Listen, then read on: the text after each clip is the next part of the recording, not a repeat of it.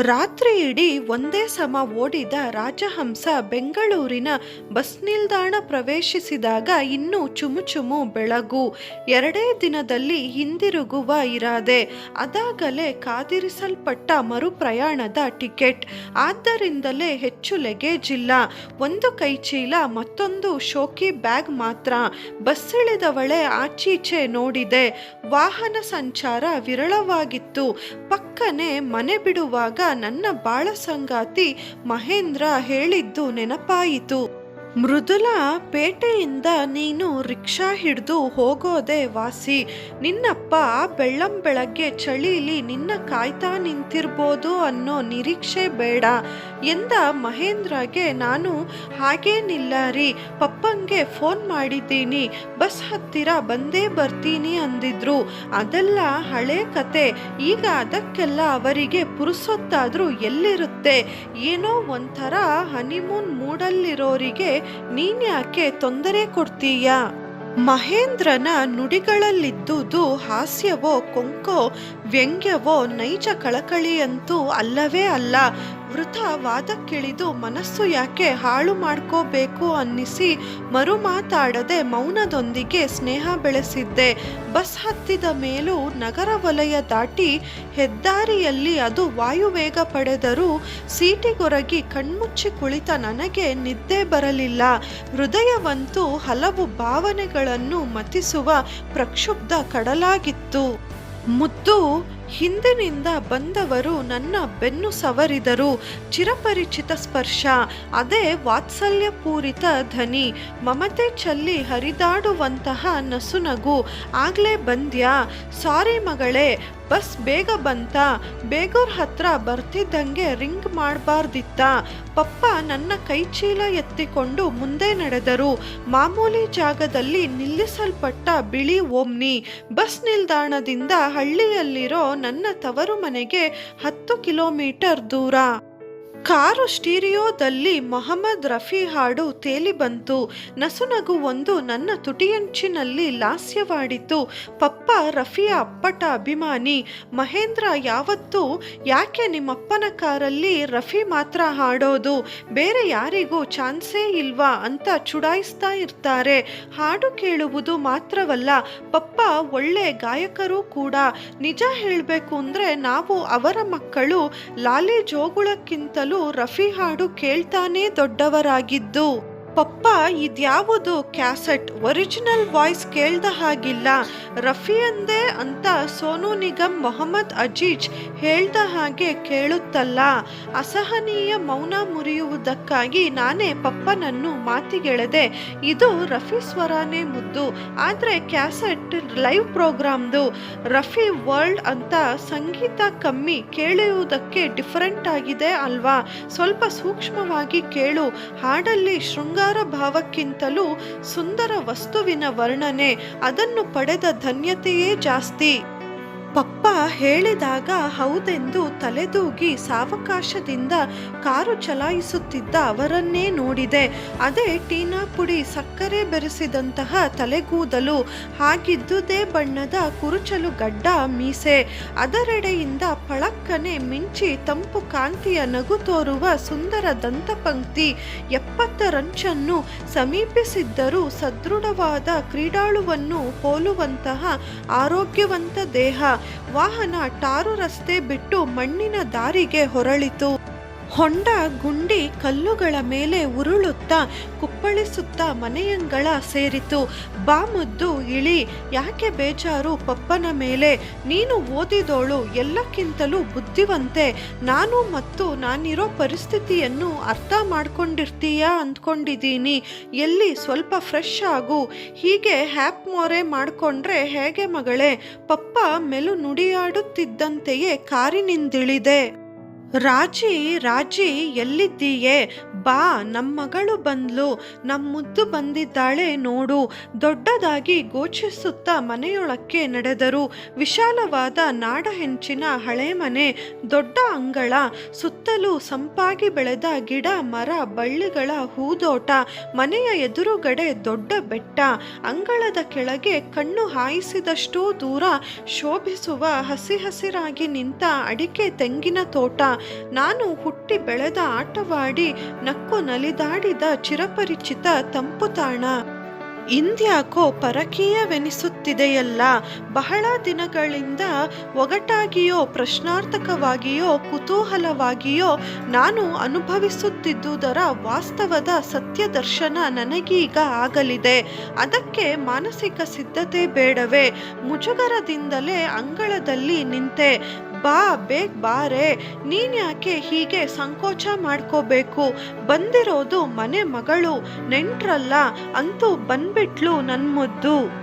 ಪಪ್ಪನನ್ನು ಹಿಂಬಾಲಿಸಿ ಬಂದ ಅಪರಿಚಿತ ಸ್ತ್ರೀಯನ್ನೇ ಬಿಟ್ಟ ಕಣ್ಣುಗಳಿಂದ ಮಿಕ ನೋಡಿದೆ.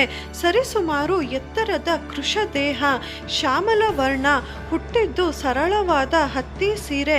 ಆಗ ತಾನೇ ಸ್ನಾನ ಮಾಡಿ ಬಂದಿರುವುದನ್ನು ಹೇಳುವ ಸಡಿಲವಾಗಿ ಕ್ಲಿಪ್ ಹಾಕಿದ ನೀಳ ಒದ್ದೆ ಕೇಶರಾಶಿ, ಅಲ್ಲೂ ನಡುವೆ ಮಿನುಗುವ ಬೆಳ್ಳಿ ರೇಖೆಗಳು. ಪ್ರಯಾಣ ಹೇಗಾಯ್ತು? ಏನೂ ತೊಂದರೆ ಆಗಿಲ್ಲ ತಾನೆ? ಬಾ ಒಳಗೆ, ಮುಖ ತೊಳೆದು ಬಂದ್ರೆ ಬಿಸಿ ಬಿಸಿಯಾಗಿ ಕಾಫಿ ಕುಡಿಬಹುದು. ಆಕೆಯ ಸಹಜ ವಿಚಾರಣೆಗೆ ಹಾ ಹೂ ಅಂದೆ. ಮುಖ ತೊಳೆದು ಬಂದವಳನ್ನು ದಪ್ಪ ಹಾಲು ಸೇರಿಸಿದ ಬೆಲ್ಲದ ಕಾಫಿ ಸ್ವಾಗತಿಸಿತು. ಮುದ್ದು, ನಿಂಗೆ ಹಸಿವಾಗಿರಬೇಕು, ತಿಂಡಿ ತಿಂದೆ ಸ್ನಾನಕ್ಕೆ ಹೋಗು, ಆಮೇಲೆ ಮಲಗಿ ಗಡದ್ದಾಗಿ ಒಂದು ನಿದ್ದೆ ತೆಗೆದ್ಬಿಟ್ರೆ ಸುಸ್ತೆಲ್ಲ ಓಡೋಗಿರುತ್ತೆ. ಬಾ ಬಾ, ನಂದು ತಿಂಡಿ ಆಗಿಲ್ಲ. ಪಪ್ಪ ಕರೆದಾಗ ಅವರನ್ನು ಹಿಂಬಾಲಿಸಿ ಊಟದ ಕೋಣೆಗೆ ಹೋದೆ. ನನಗಿಷ್ಟವಾದ ಉದ್ದಿನ ಕೊಟ್ಟೆ ಕಡುಬು, ಮಾವಿನ ಹಣ್ಣಿನ ಸೀಕರಣಿ ಅಪ್ಪನೇ ಹೇಳಿ ಮಾಡಿಸಿರ್ಬೇಕು. ಮುದ್ದು, ಸಾವಕಾಶ ತಿನ್ನು. ರಾಜಿ ಅವಳಿಗೆ ಮೊನ್ನೆ ಹಿಂಡಿದ್ದಿತ್ತಲ್ಲ ಹೊಸ ಜೇನುತುಪ್ಪ, ಅದನ್ನ ಹಾಕು. ಆಮೇಲೆ ಕಡುಬಿಗೆ ಕೊಬ್ಬರಿ ಎಣ್ಣೆ, ಮಿಡಿ ಉಪ್ಪಿನಕಾಯಿ ರಸ ಬಡಿಸು. ಸೀಕರಣಿ ಲೋಟಕ್ಕೆ ಹಾಕಿಕೊಡು. ಕೊನೆಗೆ ಕೆನೆ ಮೊಸರು. ಪಪ್ಪ ತಿಂಡಿ ತಿನ್ನುವುದರ ಜೊತೆಗೆ ಉಪಚಾರ ಮಾಡುತ್ತಲೇ ಇದ್ದರು. ಬಾಯಿಗೆ ರುಚಿಕಟ್ಟಾಗಿದೆ ಅನಿಸಿದರೂ ಮನಸ್ಸಿಗೆ ಬೇಕು ಅನ್ನಿಸಲಿಲ್ಲ. ಕಾಟಾಚಾರಕ್ಕೆ ಯಾಂತ್ರಿಕವಾಗಿ ತಟ್ಟೆ ಮೇಲೆ ಕೈಯಾಡಿಸಿದೆ. ಏನು ತಿಂದೆನೋ ಬಿಟ್ಟೆನೋ ಮೇಲೆದ್ದೆ. ಪಾಪ ಅವಳಿಗೆ ಸೇರಿಲ್ಲ ಅನ್ಸುತ್ತೆ. ಏನು ತಿಂದೇ ಇಲ್ಲ. ಸರಿಯಾಗಿತ್ತೋ ಇಲ್ವೋ? ಆಕೆ ಸಣ್ಣ ದನಿಯಲ್ಲಿ ಹೇಳುವುದು ಕೇಳಿಸಿತು. ಹಾಗೇನಿಲ್ಲ, ಎಲ್ಲ ಸರಿಯಾಗಿದೆ. ಏನಿದ್ರೂ ಅವಳಿಗೆ ನೀನೀಗ ಹೊಸ ಪರಿಚಯ. ನೋಡ್ತಾ ಇರು, ಸ್ವಲ್ಪ ಹೊತ್ತಿಗೆ ಸರಿ ಹೋಗ್ತಾಳೆ. ಸ್ನಾನ ಮಾಡಿದ ಕೂಡಲೇ ಅವಳ ರೂಮಲ್ಲೇ ಹಾಸಿಗೆ ಹಾಕ್ಕೊಡು, ಅಲ್ಲಿ ರೆಸ್ಟ್ ತಗೊಳ್ಳಿ. ಊಟಕ್ಕಾಗಿ ಎಬ್ಬಿಸಿದ್ರಾಯ್ತು. ಸಮಜಾಯಿಷಿ ನೀಡಿ ಪಪ್ಪ ಅವಳನ್ನು ಸಂತೈಸುವುದು ಕೇಳಿಸಿತು. ವಿಶಾಲವಾದ ಬಚ್ಚಲು ಮನೆ, ಹಂಡೆಯಲ್ಲಿ ಮಳ್ಳುತ್ತಿರುವ ನೀರು, ಪಕ್ಕದಲ್ಲಿ ತಣ್ಣೀರಿನ ತೊಟ್ಟಿ, ಗುಡ್ಡದ ಸುರಂಗದಿಂದ ಸದಾ ಹರಿದು ಬರುವ ಸ್ವಚ್ಛ ನೀರು. ದಿನ ಗೀಸರ್ನಲ್ಲಿ ನೀರು ಕಾಯಿಸಿ ಒಂದು ಬಕೆಟ್ ನೀರಲ್ಲಿ ಚುಟುಕಾಗಿ ಸ್ನಾನ ಪೂರೈಸುವುದು ನೆನಪಾಯಿತು. ಯಥೇಚ್ಛ ನೀರು, ಪಕ್ಕದಲ್ಲೇ ಇದ್ದ ಎಣ್ಣೆ ಸ್ನಾನದ ಬಾನಿ ನೋಡಿ ಸಣ್ಣ ಮಗುವಾದೆ. ಜೊತೆಗೆ ಬಂದಾಗಲೆಲ್ಲ ಎಣ್ಣೆ ಹಚ್ಚಿ ಸೀಗೆ ಪುಡಿ ಮತ್ತಿಗುಳ್ಳ ಹಾಕಿ ತಿಕ್ಕಿ ಅಭ್ಯಂಜನ ಮಾಡಿಸುತ್ತಿದ್ದ ಅಮ್ಮ ನೆನಪಾದಳು. ಆದರೆ ನಾನೀಗ ಬಂದಿರೋದು ತಾಯಿ ಇಲ್ಲದ ತವರಿಗೆ. ಬಿಸಿ ಬಿಸಿಯಾಗಿ ಸ್ನಾನ ಮಾಡಿ ಬಂದವಳಿಗೆ ಕಣ್ಣು ಎಳೆಯುವುದಕ್ಕೆ ಶುರುವಾಯಿತು. ಯಾರೊಂದಿಗೂ ನಡೆಸುವ ಮಾತುಕತೆ ಸುಖ ದುಃಖದ ವಿನಿಮಯಕ್ಕಿಂತ ಏಕಾಂತವೇ ಹಿತ. ಅಷ್ಟಕ್ಕಾದರೂ ನಾನು ಮಲಗಲೇಬೇಕಿತ್ತು. ನನ್ನ ರೂಮೊಳಗೆ ಮಂಚದ ಮೇಲೆ ಅಚ್ಚುಕಟ್ಟಾಗಿ ಹಾಸಿಗೆ ಹಾಸಲಾಗಿತ್ತು. ಜೋಡಿ ದಿಂಬು, ಅದರ ಮೇಲಿದ್ದ ಮೆತ್ತಗಿನ ಟರ್ಕಿ ಟವಲ್ ನೋಡಿ ನಗು ಉಕ್ಕಿ ಬಂತು. ಇದನ್ನು ಕುಡಿದ್ಬಿಟ್ಟೆ ಮಲ್ಕೊಮ್ಮ. ದೊಡ್ಡ ಲೋಟದ ತುಂಬ ಮೆಣಸಿನಕಾಳು, ಬಿಸಿ ನೀರು ಅನ್ನೋ ಬಿಸಿ ಪೇಯವನ್ನು ಮಂಚದ ಪಕ್ಕದ ಸ್ಟೂಲಿನ ಮೇಲಿರಿಸಿ ನನ್ನ ಪ್ರತಿಕ್ರಿಯೆಗೂ ಕಾಯದೆ ಆಕೆ ನಿರ್ಗಮಿಸಿದಳು. ಮುದ್ದುಗೆ ನಿದ್ದೆ ಬರೋದೆ ಕೈಯಲ್ಲಿ ಏನಾದರೂ ಹಿಡ್ಕೊಂಡ್ರೆ. ನನ್ನ ಅಣ್ಣಂದಿರು ಕೀಟಲೆ ಮಾಡೋದು ನೆನಪಾಯಿತು. ಕಷಾಯ ಕುಡಿದು ಹಾಸಿಗೆ ಗೊರಗಿ ದಿಂಬಿನ ಮೇಲೆ ಮುಖವಿಟ್ಟೆ. ಅದೆಲ್ಲಿತ್ತೋ ಮನದಾಳವನ್ನು ಕಲಕುತ್ತಿದ್ದ ಯಾತನೆ ಕಣ್ಣೀರಾಗಿ ಹರಿಯಿತು. ಈ ವಾತಾವರಣದಲ್ಲಿ ಅದು ನನ್ನಮ್ಮನೆನ್ನುವ ದೇವತೆ ಬರಿದು ಮಾಡಿ ಹೋದ ಈ ಪಾಳು ದೇಗುಲದಲ್ಲಿ ನನಗೆ ನಿದ್ದೆಯಾದರೂ ಹೇಗೆ ಬರಬೇಕು? ಹೇಗಿದ್ದಳು ನನ್ನಮ್ಮ? ಸಾಕ್ಷಾತ್ ದೇವತೆ. ಅವಳು ಚಟುವಟಿಕೆಯಿಂದ ಮನೆಯಿಡೀ ಓಡಾಡುತ್ತಿರಬೇಕಾದರೆ ಅದೊಂದು ಪವಿತ್ರ ದೈವ ಸನ್ನಿಧಿ ಎನಿಸುತ್ತಿತ್ತು. ಎಷ್ಟು ಹೊತ್ತಿಗೂ ಮನು ಮನು ಅಂತ ಬಾಯ್ತುಂಬ ಪಪ್ಪ ಕೂಗುತ್ತಿದ್ದರು. ಮನೋರಮ ಎನ್ನುವ ಹೆಸರು ಅವಳಿಗಾಗಿಯೇ ಹೇಳಿ ಮಾಡಿಸಿದಂತಿತ್ತು. ಇಬ್ಬರು ಅಣ್ಣಂದಿರ ಬಳಿಕ ಜನಿಸಿದ ನನ್ನನ್ನು ಮುದ್ದಿನಿಂದಲೇ ನನ್ನ ಮಾತಾಪಿತರು ಸಾಕಿ ಸಲಹಿದರು. ಅಣ್ಣಂದಿರು ಹೆಚ್ಚಿನ ವಿದ್ಯಾಭ್ಯಾಸಕ್ಕಾಗಿ ಮನೆಯಿಂದ ದೂರವಿದ್ದರೂ ಹೆಣ್ಣಿಗೂ ಭಾಳ ಸೂಕ್ಷ್ಮ. ಅದನ್ನ ಹೇಗೆ ಬಿಟ್ಟಿರೋದು? ಮುಂದೆ ಮದುವೆ ಮಾಡಿಕೊಟ್ಟ ಮೇಲಂತೂ ನಮ್ಮ ಜೊತೆ ಇರಲ್ಲ, ಈಗಲಾದರೂ ಇರಲಿ ಅನ್ನೋ ವಾಂಛೆಯಿಂದ ಮನೆ ಹತ್ತಿರದ ತಾಲೂಕು ಕೇಂದ್ರದಲ್ಲೇ ನನ್ನನ್ನು ಡಿಗ್ರಿ ತನಕ ಓದಿಸಿದರು. ಸುಸಂಸ್ಕೃತ ಮನೆತನದ ವಿದ್ಯಾವಂತ ಒಳ್ಳೆ ನೌಕರಿಯಲ್ಲಿರೋ ಮಹೇಂದ್ರನಿಗೆ ದಾರೆ ಎರೆದು ಕೃತಾರ್ಥರಾದರು. ನಗರದಲ್ಲಿ ಗಂಡು ಮಕ್ಕಳು ತಮ್ಮದೇ ಸಂಸಾರ ಸಾಗರದಲ್ಲಿ ಮುಳುಗೇಳುತ್ತಾ ವರುಷಗಳುರುಳಿದವು. ವರುಷಕ್ಕೆ 2 ಸಲ ಮಕ್ಕಳ ಶಾಲಾ ರಜದಲ್ಲಿ ತವರು ಮನೆಗೆ ಬಂದಾಗಿನ ಸಂಭ್ರಮ ಸಡಗರವನ್ನು ಮರೆಯೋದುಂಟೆ. ಮಾತಾಡಿದಷ್ಟೂ ಸಾಲದು, ಉಪಚರಿಸಿದಷ್ಟೂ ಕಡಿಮೆ. ಪ್ರತಿ ಸಲ ಹಿಂದಿರುಗುವಾಗಲೂ ಹೇರಲಾರದ ಹೊರೆಯಾಗುವ ಬ್ಯಾಗುಗಳು. ಅದ್ಯಾವ ರೀತಿ ಪರಿವಾರ ಚಕ್ರದಲ್ಲಿ ತಿರುತಿರುಗಿ ದಣಿವಿಲ್ಲದೆ ದುಡಿಯುತ್ತಿದ್ದಳೋ. ಒಂದು ದಿನವೂ ಬೇಸರಿಸಿದ್ದು ಕಾಣೆ. ಅಯ್ಯೋ ಸಾಕಾಯ್ತು ಅಂದವಳಲ್ಲ.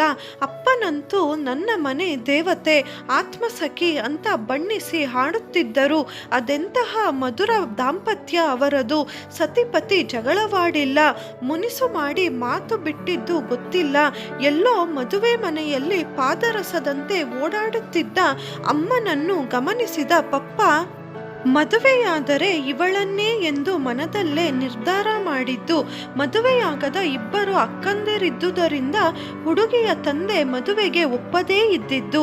ಬಣ್ಣ ಚಂದ ಇದ್ರೆ ಸಾಕೇನೋ, ನಮ್ಮ ಮನೆತನಕ್ಕೆ ಹೇಳಿದ ಹೆಣ್ಣಲ್ಲ, ಅವಳನ್ನ ನಿವಾಳಿಸಿ ಹಾಕೋ ನಮೂನೆ ಹುಡುಗಿ ನೋಡಿ ನಾನು ನಿಂಗೆ ಮದುವೆ ಮಾಡಿಸ್ತೀನಿ ಅಂತ ಪರಿಪರಿಯಾಗಿ ತನ್ನಮ್ಮ ಗೋಗರೆದರೂ ಪಪ್ಪ ಅಚಲವಾಗಿ ಹಠ ಹಿಡಿದು ಕೂತಿದ್ದು.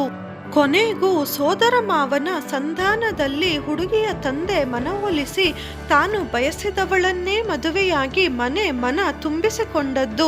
ಸುಭದ್ರಾ ಕಲ್ಯಾಣ, ರುಕ್ಮಿಣಿ ಸ್ವಯಂವರ, ನಳ ದಮಯಂತಿ ಚರಿತ್ರೆಗೇನು ಕಡಿಮೆ ಇಲ್ಲದಂತೆ ಬಗೆ ಬಗೆಯಾಗಿ ಬಣ್ಣಿಸಿ ಪಪ್ಪ ನಮಗೂ ಕಂಠಪಾಠವಾಗುವಂತೆ ಮಾಡಿದ್ದರು. ಪ್ರತಿದಿನ ಚಾಚೂ ತಪ್ಪದೆ ಮಡದಿಗೆ ಎಲ್ಲ ವರದಿ ಒಪ್ಪಿಸುವ, ಕೂತಲ್ಲಿ ನಿಂತಲ್ಲಿ ಸೇವೆ ಮಾಡಿಸಿಕೊಳ್ಳುತ್ತಾ 4 ದಿನಕ್ಕಾದರೂ ಹೆಂಡತಿಯನ್ನು ಮನೆ ಬಿಟ್ಟು ಎಲ್ಲಿಗೂ ಹೋಗಗೊಡದ ಪುಣ್ಯಾತ್ಮ. ದೇಹವೆರಡಾದರೂ ಆತ್ಮ ಒಂದೇ ಎಂದು ಅನ್ಯೋನ್ಯತೆಯಿಂದ ಬಾಳುವೆ ನಡೆಸಿದ ಮಹನೀಯ. ಹೇಗೆ ತನ್ನ ಜೀವನದಲ್ಲಿ ಅನ್ಯ ಸ್ತ್ರೀಯೊಬ್ಬಳಿಗೆ ಮನಸೋತ, ಕಷ್ಟ ದುಃಖ ಹಂಚಿಕೊಂಡವಳು ಇಷ್ಟು ಬೇಗ ಹೃದಯ ಮಂದಿರದಿಂದ ನಿರ್ಗಮಿಸಿದಳೆ. ಅವಳ ಬಗ್ಗೆ ಇವರಾಡುವ ಮಾತುಗಳೆಲ್ಲ ಬೂಟಾಟಿಕೆಯ ಮಾತೆ, ಕಪಟ ನಾಟಕವೇ. ಆ ದಿನ ಬದುಕಿದಷ್ಟೋ ದಿನ ಮನಸ್ಸಿನಿಂದ ಮರೆಯಾಗಲಾರದ ಕರಾಳ ಕ್ಷಣಗಳು. ನೆನೆಸಿಕೊಂಡರೆ ಇಂದಿಗೂ ಮೈ ನಡುಕ, ವೇದನೆಯಿಂದ ಹೊಟ್ಟೆ ಕಿವಿಚಿದಂತಾಗುತ್ತದೆ. ಅಂದು ರಾತ್ರಿ ಫೋನ್ ರಿಂಗ್ ಹುಟ್ಟಿದಾಗ ಮಹೇಂದ್ರ ಅವರ ಹಾ ಅನ್ನೋ ಗಾಬರಿಯ ಉದ್ಗಾರ, ಸ್ಪಷ್ಟವಾಗದ ಸಂಭಾಷಣೆ, ಏನೋ ಪ್ರಮಾದವಾಗಿದೆ ಎನ್ನುವುದು ಸಾರಿ ಹೇಳುವ ಮುಖಭಾವ, ಮೃದುಲ ರೆಡಿಯಾಗು, ತಕ್ಷಣ ಊರಿಗೆ ಹೋಗಬೇಕು, ಮಕ್ಕಳನ್ನು ತಯಾರು ಮಾಡು ಎಂದಷ್ಟೇ ನನ್ನಲ್ಲಿ ಹೇಳಿ ಮಹೇಂದ್ರ ತನ್ನ ಗೆಳೆಯನಿಗೆ ಟ್ಯಾಕ್ಸಿ ತರುವುದಕ್ಕೆ ಫೋನ್ ಮಾಡಿದರು. ಏನಾಗಿದೆ ರೀ? ಯಾರಿಗೆ ಏನಾಯಿತು? ನಾನು ಕೇಳಿದೆ. ಅತ್ತೆಗೆ ಹುಷಾರಿಲ್ವಂತೆ. ಮಾಧವ ಫೋನ್ ಮಾಡ್ದ, ಯಾವುದಕ್ಕೂ ಹೊರಡೋಣ, ಗಂಭೀರ ಧ್ವನಿಯಲ್ಲಿ ನುಡಿದ ಮಹೇಂದ್ರ ಗಡಿಬಿಡಿಯಲ್ಲೇ ನಮ್ಮನ್ನು ಟ್ಯಾಕ್ಸಿ ಹತ್ತಿಸಿದರು. ದಾರಿಯುದ್ದಕ್ಕೂ ಏನೇನೋ ಕೆಟ್ಟ ಯೋಚನೆ. ಯಾವ ಆಸ್ಪತ್ರೆಯಲ್ಲಿದ್ದಾರಂತೆ? ಏಕೆ ಮನೆ ಕಡೆ ಹೋಗ್ತಿದ್ದೀವಿ? ನನ್ನ ಪ್ರಶ್ನೆಗೆ ಮಹೇಂದ್ರ ಉತ್ತರಿಸದೆ ಸುಮ್ಮನೆ ಕುಳಿತಿದ್ದರು. ತವರು ಮನೆಯ ಅಂಗಳದ ತುಂಬ ನಮ್ಮ ಬಂಧು ಬಳಗ ನೆಂಟರಿಷ್ಟರು ಆಚೀಚೆ ಮನೆಯವರು ಜಮಾಯಿಸಿದ್ದರು. ದೊಡ್ಡ ಮನೆಯ ಚಾವಡಿಯೊಳಗೆ ಹಾರಗಳಿಂದ ಅಲಂಕೃತಳಾಗಿ ಬಿಳಿ ಬಟ್ಟೆ ಹೊದಿಸಲ್ಪಟ್ಟ ಅಮ್ಮ ಚಿರನಿದ್ರೆಯಲ್ಲಿ ಮಲಗಿದ್ದಳು. ಅಮ್ಮ ಅಮ್ಮ ನಿಂಗೇನಾಯ್ತು ಅಮ್ಮ? ಮನದ ಹತೋಟಿ ಕಳೆದುಕೊಂಡು ಒಂದೇ ಸಮ ಬೊಬ್ಬೆ ಇಡುತ್ತಿದ್ದ ನನ್ನನ್ನು ಅಣ್ಣಂದಿರು ಭುಜ ಬಳಸಿ ಆಚೆ ಕಡೆ ಕರೆದೊಯ್ದರು. ಒಂದೆಡೆ ಗರಬಡಿದಂತೆ ಶೂನ್ಯದತ್ತ ದೃಷ್ಟಿ ನೆಟ್ಟು ಮಾತಾಡೋ ಶಕ್ತಿಯನ್ನೇ ಕಳೆದುಕೊಂಡು ಕೂತಿದ್ದ ಪಪ್ಪ ಹುಷಾರಾಗೇ ಇದ್ಲಂತೆ. ಇದ್ದಕ್ಕಿದ್ದಂತೆ ಎದೆ ನೋವು ಬಂತಂತೆ. ಗೋಪು ಕೈಯಲ್ಲೇ ಒಂದು ಲೋಟ ನೀರು ಕೇಳಿ ಕುಡಿದು ಕುಸಿದು ಬಿದ್ದೋಳು ಮೇಲೆ ಏಳಲೇ ಇಲ್ಲ. ಡಾಕ್ಟ್ರು ಬಂದು ನೋಡ್ಬೇಕಾದ್ರೆ ಎಲ್ಲ ಮುಗ್ದೋಗಿತ್ತು. ಪುಣ್ಯಾತ್ಗಿತ್ತಿ ಸುಖ ಮರಣ, ಮುತ್ತೈದೆ ಸಾವು, ಗಂಡನ ತೋಳಲ್ಲೇ ಪ್ರಾಣ ಬಿಟ್ಲು. ಪಕ್ಕದ ಮನೆಯವರು ಕೇಳಿದವರಿಗೆಲ್ಲ ವಿವರಣೆ ನೀಡುತ್ತಿದ್ದರು. ಮುಂದೆ ಯಾರು ಬಂದರೋ ಯಾರು ಹೋದರೋ ಅಳುವುದಕ್ಕೂ ಶಕ್ತಿಯಿಲ್ಲದ ನಾನು ಕಲ್ಲು ಗೊಂಬೆಯಂತೆ ಕುಳಿತೆ. ಪುರೋಹಿತರು ಬಂದು ನಡೆಸಬೇಕಿದ್ದ ವಿಧಿ ವಿಧಾನಗಳೆಲ್ಲ ಮುಗಿದು ಇನ್ನೇನು ಅಮ್ಮ ಚಟ್ಟವೇರಬೇಕು ಎನ್ನುವಷ್ಟರಲ್ಲಿ ಗೋಪು ಅವಳ ಹಣೆಗಿಷ್ಟು ಕುಂಕುಮ ಇಡು, ಕೊನೆ ಬಾರಿ ನೋಡಿಬಿಡು. ಪುರೋಹಿತರು ಕರೆದಾಗ ಮಾತ್ರ ದುಃಖ ನೋವುಗಳೆಲ್ಲ ಕಟ್ಟೆಯೊಡೆದು ಪಪ್ಪ ಬಿಕ್ಕಿ ಬಿಕ್ಕಿ ಅತ್ತಿದ್ದರು. ಕಾಲ ಯಾರಿಗೂ ನಿಲ್ಲುವುದಿಲ್ಲ. ದಿನ ಉರುಳಿದಂತೆ ಘಟನೆಗಳು ಹಳೆಯದಾಗುತ್ತವೆ. ಅಳುವವರು ಸಾಂತ್ವನ ಹೇಳುವವರು ಎಷ್ಟು ದಿನ ಜೊತೆಗಿರುತ್ತಾರೆ? ಎಲ್ಲರಿಗೂ ಅವರದ್ದೇ ಕಾರ್ಯ ಕೆಲಸ. ಇಡೀ ಮನೆಗೆ ಅಪ್ಪ ಏಕಾಂಗಿಯಾಗಿ ಉಳಿದರು. ದೂರದ ಸಂಬಂಧಿ ಪಾಪಮ್ಮತ್ತೆ ಹೊತ್ತು ಹೊತ್ತಿಗೆ ಒಂದಷ್ಟು ಬೇಯಿಸಿಡುತ್ತಿದ್ದರು. ಅದು ಬಿಟ್ಟರೆ ಪಪ್ಪ ಬಳಲಿದರೆ ಕೇಳೋರಿಲ್ಲ, ನೊಂದರೆ ಸಂತೈಸುವವರಿಲ್ಲ, ಆರೋಗ್ಯ ಕೆಟ್ಟರೆ ಆರೈಕೆ ಮಾಡೋರಿಲ್ಲ. ಕಷ್ಟ ಸುಖಕ್ಕೆ ಮನೆಯ ಮೂಕ ಗೋಡೆಗಳೇ ಸಾಕ್ಷಿ. ಅಪ್ಪ ಈ ಆಸ್ತಿ ತೋಟ ಮನೆ ಯಾವುದೂ ಬೇಡ, ಎಲ್ಲ ಮಾರಾಟ ಮಾಡಿಬಿಡಿ, ನಮ್ಮ ಜೊತೆ ಇದ್ಬಿಡಿ. ಅಣ್ಣಂದಿರು ಎಷ್ಟೇ ಬೇಡಿಕೊಂಡರೂ ಪಪ್ಪ ಜಗ್ಗಲಿಲ್ಲ. ಒಂದಷ್ಟು ದಿನ ನನ್ನ ಜೊತೆಗಾದರೂ ಬಂದಿರಬಾರದ ಪಪ್ಪ? ಅದೆಷ್ಟು ಸಲ ನಾನು ಕೇಳಿಕೊಂಡೆ. ನನ್ನ ಮನೆಗೂ ಬರಲಿಲ್ಲ. ಇಲ್ಲ ಮುದ್ದು, ನನ್ನ ಹಿರಿಯರು ಬಾಳಿ ಬದುಕಿದ ಜಾಗ, ನನ್ನ ಮನು ಓಡಾಡಿಕೊಂಡಿದ್ದ ತಾಣ. ಇದರ ಕಣಕಣದಲ್ಲೂ ಅವಳಿದ್ದಾಳೆ. ನಾಳೆ ನಿನ್ನಮ್ಮನೊಂದಿಗೆ ನಾನು ಇಲ್ಲೇ ಮಣ್ಣಾಗುತ್ತೇನೆ. ಪಪ್ಪ ಯಾರು ಕೇಳಿದರೂ ಖಡಾಖಂಡಿತವಾಗಿ ಇದನ್ನೇ ಹೇಳಿದ್ದರು. ವರುಷಗಳುರುಳಿದವು. ಅಣ್ಣಂದಿರು ಅವರು ಮೆಚ್ಚಿದ ಹುಡುಗಿಯರನ್ನೇ ಪಪ್ಪ ಮನೆ ತುಂಬಿಸಿಕೊಂಡಿದ್ದಾರೆ. ತಾನು ಮಾಡಬೇಕಿದ್ದ ಯಾವುದೇ ಕರ್ತವ್ಯಕ್ಕೂ ಲೋಪವೆಸಗಲಿಲ್ಲ. ನಂಗಿದೆಲ್ಲ ರೂಢಿಯಾಗಿದೆ ಮುದ್ದು. ಒಂಟಿತನವೇ ಹಿತವಾಗಿದೆ. ಯಾಕಂದ್ರೆ ನಿನ್ನಮ್ಮ ನನ್ನೊಳಗೆ ಅಂತರ್ಗಾಮಿಯಾಗಿ ನೆಲೆಸಿದ್ದಾಳೆ. ಪಪ್ಪ ನಿರ್ಲಿಪ್ತವಾಗಿ ನುಡಿದರೂ ಕಣ್ಣುಗಳಲ್ಲಿದ್ದ ಯಾತನೆ ನಮ್ಮ ಕರುಳು ಹಿಂಡುತ್ತಿತ್ತು. ಹೀಗಿದ್ದೋರ ಜೀವನದಲ್ಲಿ ಏಕಾಏಕಿ ಬದಲಾವಣೆ ಹೇಗಾಯಿತೋ? ನನ್ನ ಅಣ್ಣಂದಿರು ಫೋನ್ ಮಾಡಿ ಹೇಳಿದಾಗ ನನ್ನ ಕಿವಿಗಳನ್ನೇ ನಾನು ನಂಬುವುದಕ್ಕಾಗಲಿಲ್ಲ. ಮೃದುಲಾ ಹೊಸ ನ್ಯೂಸ್, ಪಪ್ಪ ಮದುವೆ ಆಗ್ತಿದ್ದಾರಂತೆ. ಈ ವಯಸ್ಸಲ್ಲಿ ಇವರಿಗೇನು ಬಂತು? 60ಕ್ಕೆ ಅರುಳು ಮರಳು, ಮತಿಭ್ರಾಂತಿ, ಮತ್ತಿನ್ನೇನು? ನಮ್ಮಲ್ಲೇನು ಒಂದು ಮಾತು ಕೇಳಿಲ್ಲ ಮಾಡಿಲ್ಲ. ಏನಾದರೂ ಮಾಡ್ಕೊಳ್ಳಿ, ನಾವಂತೂ ಆ ಕಡೆ ತಲೆ ಹಾಕಲ್ಲ. ಪಪ್ಪಂದು ಆಸ್ತಿ ಪಾಸ್ತಿ ದುಡ್ಡು ನೋಡಿ ಯಾರಾದ್ರೂ ಮರುಳಾಗಿರಬೇಕು. ಕೇಳ್ದೋರು ನೋಡ್ದೋರು ಆಡ್ಕೊಂಡು ನಗಲ್ವೇನೆ? ನಾಚಿಕೆಗೇಡು. ಅಣ್ಣಂದಿರು ಅತ್ತಿಗೆಯಂದಿರು ತಲೆಗೊಂದು ಮಾತಾಡಿ ಅಸಮಾಧಾನ ವ್ಯಕ್ತಪಡಿಸಿದರು. ನೆಂಟರಿಷ್ಟರು ಬಂಧು ಬಳಗ ಅನ್ನಿಸಿಕೊಂಡವರು ಗೇಲಿ ಮಾಡಿ ಕುಹಕವಾಡಿ ನಕ್ಕರು. ಮಹೇಂದ್ರ ಅಂತೂ ನನ್ನ ತಲೆ ಚಿಟ್ಟು ಹಿಡಿಯುವಷ್ಟು ಸಲ ಮಾವನ ಹೊಸ ಅವತಾರದ ಬಗ್ಗೆ ಬಣ್ಣನೆ ಮಾಡಿ ಹಾಡಿ ಹೊಗಳಿದರು. ಇದೆಲ್ಲ ಬೇಕಿತ್ತು. ಸಮಾಜದಲ್ಲಿ ಗೌರವದಿಂದ ಬದುಕಿ ಬಾಳಿದವರು 4 ಜನರ ಬಾಯಲ್ಲಿ ಹೀಗೂ ಆಹಾರವಾಗಬೇಕೆ? ನಾನು ಜಿಗುಪ್ಸೆಗೊಂಡೆ. ನಿನಗೊಬ್ಬ ಅಮ್ಮ ಬರ್ತಿದ್ದಾಳೆ ಮುದ್ದು. ನಾಡಿದ್ದು ದೇವಸ್ಥಾನದಲ್ಲಿ ಸರಳವಾಗಿ ಮದುವೆಯಾಗುತ್ತಿದ್ದೇವೆ. ನಿನ್ನಣ್ಣಂದಿರಿಗೂ ಹೇಳಿದ್ದೀನಿ, ಬರ್ತೀ ತಾನೆ ನಿನ್ನಮ್ಮನನ್ನು ನೋಡೋದಕ್ಕೆ? ಪಪ್ಪ ಫೋನ್ನಲ್ಲಿ ಬಡಬಡಿಸುವುದು ಕೇಳುವುದಕ್ಕೆ ಅಸಹ್ಯವೆನಿಸಿ ಫೋನ್ ಕುಕ್ಕಿದೆ. ಮುಂದೆಯೂ ಸುಮಾರು ಬಾರಿ ಫೋನ್ ಬಂದಿದ್ದರೂ ನಾನು ಮಾತನಾಡಿದ್ದು ಎಷ್ಟು ಬೇಕೋ ಅಷ್ಟೇ. ಇವರು ಮೆಚ್ಚಿ ಕಟ್ಕೊಂಡೋಳು ಇವರಿಗೆ ಹೆಂಡತಿಯಾಗ್ತಾಳೆ, ನನ್ನಮ್ಮ ಹೇಗಾಗ್ತಾಳೆ? ಆ ದಿನ ಫೋನ್ ರಿಂಗಾಯಿತು. ಯಾಕೆ ಮುದ್ದು ನನ್ನನ್ನು ದೂರ ಮಾಡ್ತಿದ್ದೀಯಾ? ನಿನ್ನ ಪಪ್ಪ ನಿಂಗೆ ಬೇಡ್ವಾ? ನಾನು ಅಷ್ಟು ಪರಕೀಯನಾಗಿ ಬಿಟ್ನಾ ಮಗಳೇ? ನೋಡಬೇಕಂತ ಬರಲಿಲ್ಲ. ಫೋನ್ ಮಾಡಿದ್ರು ನೆಟ್ಟಗೆ ಮಾತಾಡನಾಡಲ್ಲ. ಏನಾಗಿದೆ ನಿನಗೆ? ಏನಾರು ಮಾತಾಡು ಪ್ಲೀಸ್, ಫೋನ್ ಇಡಬೇಡ. ನನ್ನ ಮೇಲೆ ಒಂದಿಷ್ಟು ಗೌರವ ಪ್ರೀತಿ ಇದ್ರೆ ಒಮ್ಮೆ ಬಂದು ಹೋಗು. ಸ್ವರದೊಳಗಿದ್ದ ಮೃದುತ್ವ, ಜಿನುಗುತ್ತಿದ್ದ ಮಮತೆಯ ಸೆಲೆ ನನ್ನನ್ನು ಅಧೀರಳನ್ನಾಗಿಸಿತು. ಎಷ್ಟಾದರೂ ಜನ್ಮ ನೀಡಿದ ತಂದೆ ಇಷ್ಟು ಕೇಳಿಕೊಳ್ಳುತ್ತಾ ಇರುವಾಗ ಒಮ್ಮೆ ಹೋಗಿ ನೋಡ್ಕೊಂಡು ಬಂದ್ರೇನು ಅನ್ನೋ ಮನಸ್ಸಿನ ಕರೆಗೆ ಓಗೊಟ್ಟು ಊರಿಗೆ ಬಂದೆ. ಅಪರಿಚಿತ ಮೆತ್ತಗಿನ ಹಸ್ತ ಒಂದು ನನ್ನ ತಲೆ ಬೆನ್ನು ಸವರಿದಾಗ ಪಕ್ಕನೆ ಕಣ್ತೆರೆದೆ. ನಿನ್ನ ಪಪ್ಪ ಊಟಕ್ಕೆ ಕಾಯುತ್ತಿದ್ದಾರೆ ಬಾಮ್ಮ. ಹಿಂದಿನ ಘಟನೆಗಳನ್ನೆಲ್ಲ ನೆನೆದು ಮೈಮರೆತೆನೋ, ನಿದ್ದೆ ಆವರಿಸಿತ್ತೋ, ವಿಧಿ ಇಲ್ಲದೆ ಮೇಲೆದ್ದು ಆಕೆಯನ್ನು ಹಿಂಬಾಲಿಸಿದೆ. ನನಗಿಷ್ಟವಾದ ಅಡುಗೆಯೇ ತಯಾರಾಗಿತ್ತು. ಹಲಸಿನ ಕಡಿಗೆ ಪಲ್ಯ, ಸಣ್ಣಕ್ಕಿ ಅನ್ನ, ಅಪ್ಪೆ ಸಾರು, ಹಪ್ಪಳ, ಸಂಡಿಗೆ, ಪುಳಿಯೋಗರೆ, ಎಳೆ ಸೌತೆಕಾಯಿ, ಗಸಗಸೆ ಪಾಯಸ, ಮೊಸರು, ಮಿಡಿ ಉಪ್ಪಿನಕಾಯಿ. ಏನಿವತ್ತು ಸ್ಪೆಷಲ್ ಪಪ್ಪ, ಹಬ್ಬನ? ಬಾಯಿ ರುಚಿಯ ಮುಂದೆ ಬಿಗುಮಾನ ಹೆಚ್ಚು ಹೊತ್ತು ನಿಲ್ಲಲಿಲ್ಲ. ಎರಡನೇ ಸಲ ಅಪ್ಪೆ ಸಾರು ಲೋಟಕ್ಕೆ ಹಾಕಿಸಿಕೊಂಡು ಕುಡಿಯುತ್ತಾ ಪಪ್ಪನತ್ತ ನೋಡಿದೆ. ನೀನು ಬಂದಿರೋದು ಜೊತೆಗಿರೋದಕ್ಕಿಂತ ಬೇರೆ ಹಬ್ಬ ಇನ್ನೇನಿದೆ ಮುದ್ದು? ಅದನ್ನ ಹಾಕಿಸ್ಕೊ, ಇದನ್ನ ತಿನ್ನು. ಇದ್ಯಾಕೆ ಬೇಡ, ಅದ್ಯಾಕೆ ಬಿಟ್ಟೆ? ಇದ್ಯಾವ ಸೀಮೆ ಊಟ? ಒಂದಿಷ್ಟು ಬದಲಾಗಿಲ್ಲ ಇನ್ನು. ನೆನಪಿದ್ಯಾ ಮುದ್ದು? 10 ವರ್ಷದವರೆಗೂ ದಿನ ನಿನಗೆ ಕೈತುತ್ತು ತಿನ್ನಿಸ್ತಾ ಇದ್ದೆ. ಊಟದುದ್ದಕ್ಕೂ ಪಪ್ಪನ ಉಪಚಾರ, ಅವಳ ಬಡಿಸಾಟ. ಹಿಂದಿನ ರಾತ್ರಿಯ ಪ್ರಯಾಣದ ಆಯಾಸಕ್ಕೋ ಹೊಟ್ಟೆ ಭಾರವೆನಿಸಿದ್ದಕ್ಕೋ ಪುನಃ ಹಾಸಿಗೆಯ ಮೇಲುರುಳಿದೆ. ಯಾವುದೇ ತಂಟೆ ತಕರಾರಿಲ್ಲದೆ ನಿದ್ರಾದೇವಿ ನನ್ನನ್ನು ಮಡಿಲಿಗೆ ಎಳೆದುಕೊಂಡಳು. ಪಪ್ಪ ಬಂದು ಎಬ್ಬಿಸಿ, ಬಾ ಮುದ್ದು, ಒಂದು ಸುತ್ತು ತೋಟದ ಕಡೆ ಹೋಗ್ಬರೋಣ. ನಿನಗೂ ಮೈ ಹಗುರಾಗುತ್ತದೆ, ನಂಗೂ ಒಂದಷ್ಟು ಮಾತಾಡೋದಿದೆ ಎಂದರು.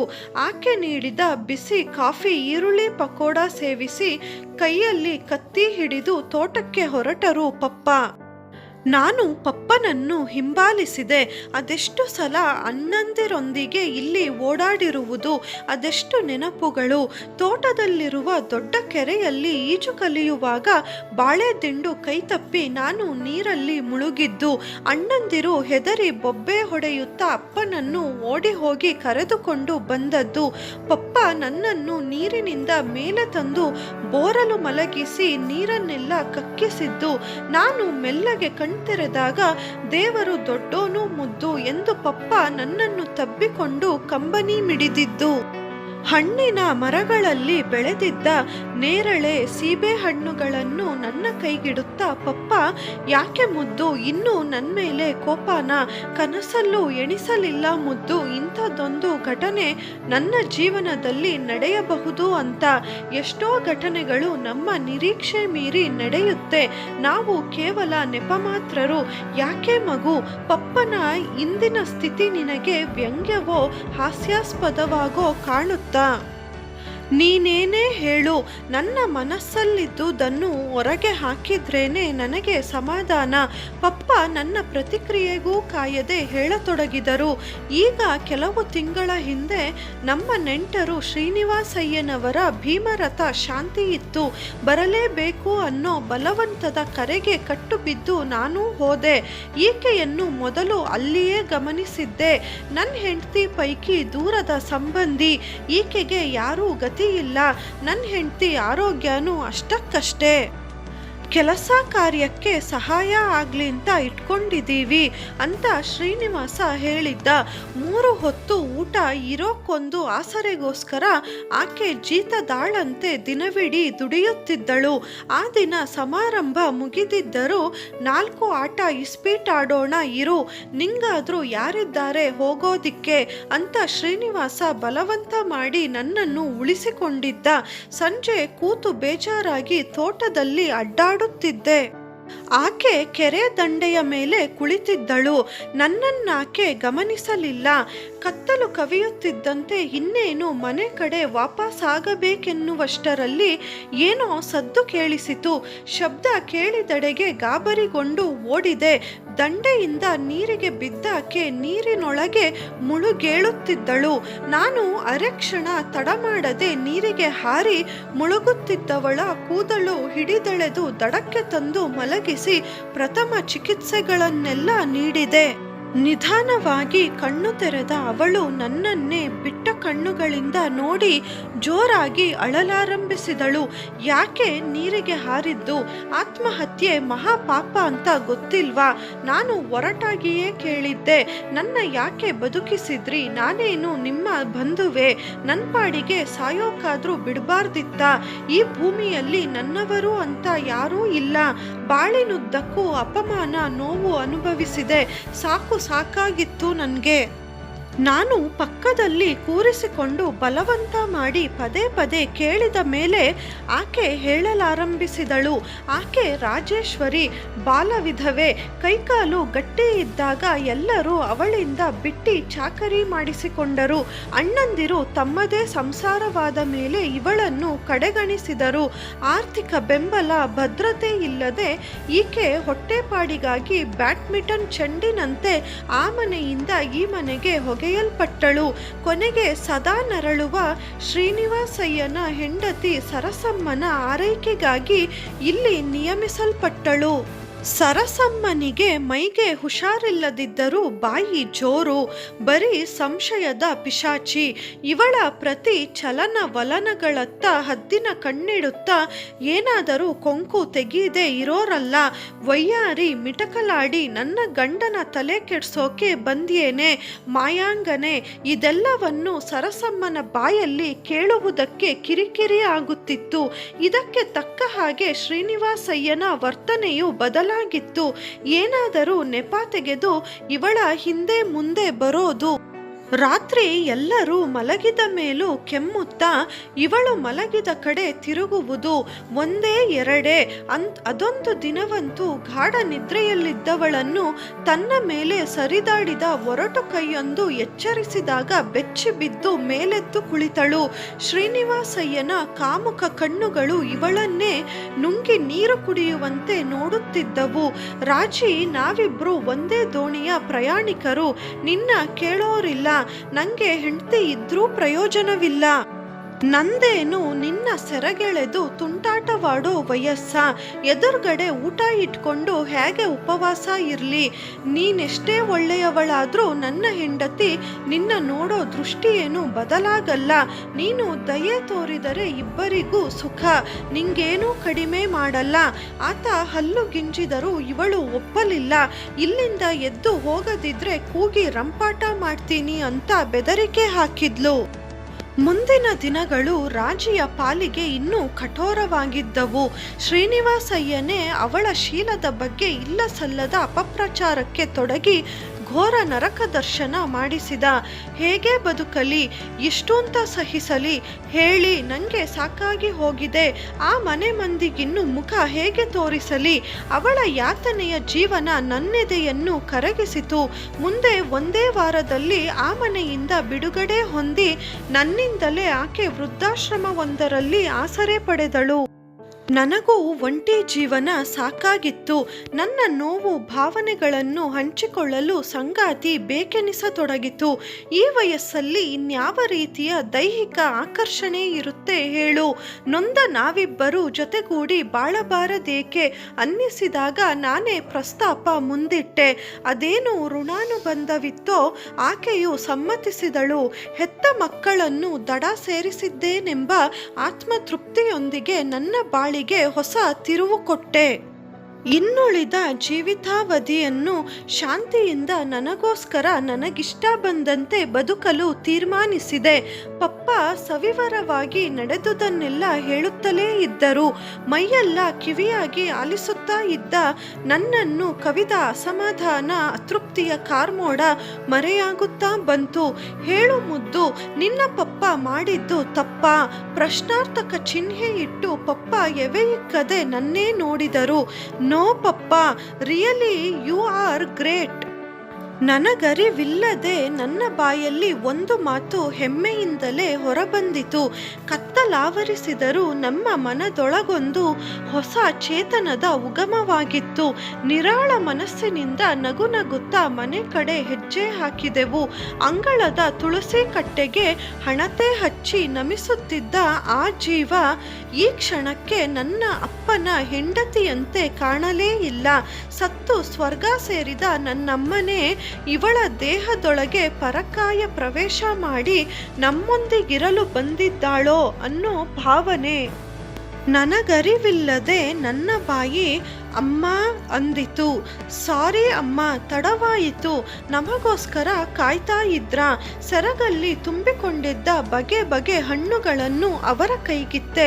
ಹೌದು ಮಗಳೇ, ಈ ದಿನಕ್ಕಾಗಿ ಕಾದೆ, ತಪಸ್ಸುಗೈದೆ, ನೀನು ಸಿಕ್ಕಿದೆ, ಇನ್ನೇನು ಬೇಕಿದೆ ಹೇಳು ಎಂದು ತೋಳು ಬಾಚಿ ನನ್ನನ್ನು ಎದೆಗೊತ್ತಿಕೊಂಡಳು. ಹಣೆಗೆ ತುಟಿಯೊತ್ತಿದಳು. ಅಮ್ಮ ಅಮ್ಮ. ಪಶ್ಚಾತ್ತಾಪದಿಂದಲೋ ಹೋಗಿದ್ದ ಅಪೂರ್ವ ಆಭರಣವೊಂದನ್ನು ಮರಳಿ ಪಡೆದ ಸಾರ್ಥಕತೆಗೋ ನನ್ನ ಕಂಗಳು ಅಶ್ರುಧಾರೆ ಸುರಿಸಿದವು. ಈ ವಿಡಿಯೋ ನಿಮಗೆ ಇಷ್ಟ ಆದಲ್ಲಿ ನಮ್ಮ ಚಾನಲನ್ನು ಪ್ಲೀಸ್ ಸಬ್ಸ್ಕ್ರೈಬ್ ಮಾಡಿ, ಲೈಕ್ ಮತ್ತು ಶೇರ್ ಮಾಡಿ. ಧನ್ಯವಾದಗಳು.